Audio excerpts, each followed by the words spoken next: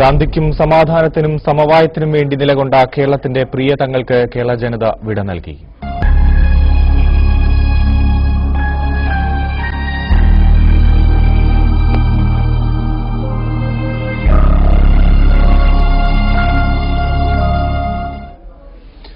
ആചാരവിധികളുടെ അകമ്പടിയോടെ പാണക്കാട് മുഹമ്മദ് അലി ശിഹാബ് തങ്ങൾ പരമകാരുണികന്റെ ദയാവായ്പിലേക്ക് യാത്രയായി. പാണക്കാട് ജുമാ മസ്ജിദ് ഖബർസ്ഥാനിൽ 3 മണിയോടെയാണ് ഈ അപൂർവ വ്യക്തിത്വത്തിന്റെ അന്ത്യകർമ്മങ്ങൾ പൂർത്തിയായത്. രാജ്യത്തിനകത്തും പുറത്തുനിന്നെത്തിയ പതിനായിരങ്ങൾ മൂടിക്കെട്ടിയ മനസ്സോടെ ശിഹാബ് തങ്ങളോട് വിട പറഞ്ഞു.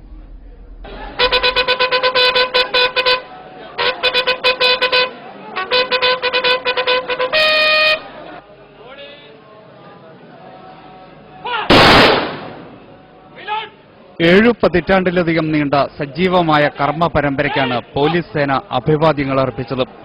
ശിഹാബ് തങ്ങളെ ഏറ്റുവാങ്ങിയത് പ്രസിദ്ധമായ പാണക്കാട് ജുമാ മസ്ജിദിന്റെ ഖബർസ്ഥാനും.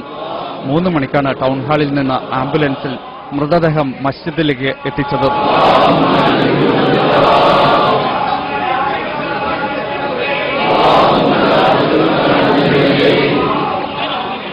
ശിഹാബ് തങ്ങളുടെ മക്കളും ലീഗിന്റെ തലമുതിർന്ന നേതാക്കളും ആംബുലൻസിലുണ്ടായിരുന്നു. പിന്നെ അല്പനേരം നീണ്ട മയ്യത്ത് നമസ്കാരം.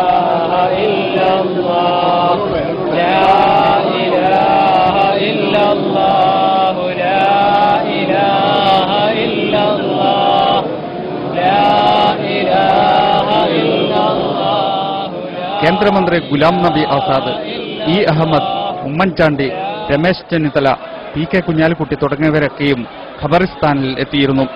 മസ്ജിദിൽ നിന്നിറക്കിയ മൃതദേഹം ഉറ്റവരും ബന്ധുക്കളും ചേർന്ന് ഏറ്റുവാങ്ങി. അള്ളാഹുവിനോടുള്ള അതിരറ്റ പ്രാർത്ഥനകളുടെ അകമ്പടിയോടെ ഖബറടക്കം പൂർത്തിയാകുകയായിരുന്നു.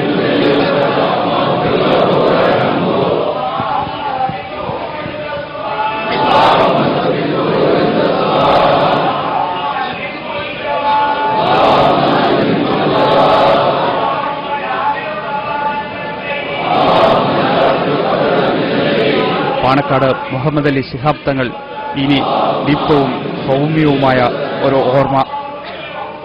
മനോരമ.